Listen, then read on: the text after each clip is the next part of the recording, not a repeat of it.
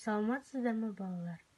Бүгінгі сабағымыздың тақырыбы жануарлардың көбею формалары, жыныссыз көбею типтері, жынысты көбею.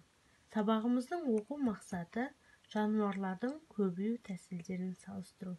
Балалар, сабағымызды тереңірек түсіну үшін видеоға назар аударыңыздар.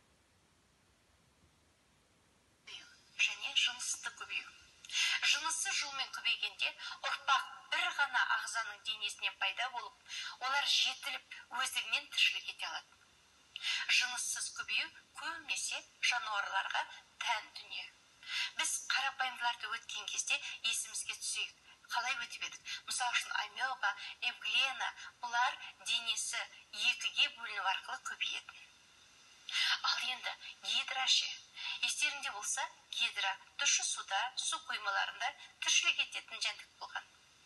Осы су қоймаларында қоректік зат көп болған кезде гидра жыныссыз бүршіктену арқылы көбейеді. Яғни гидраның жыныссыз көбеюі ол бүршіктену. Гидраның денесінде ең алдымен бүршік пайда болады. Ол біртіндеп ұзарып өседі. Өсіндінің ұшында қармалауыштар, ортасында ауыз болады. Алғашқыда бүршік гидра аналық гидраның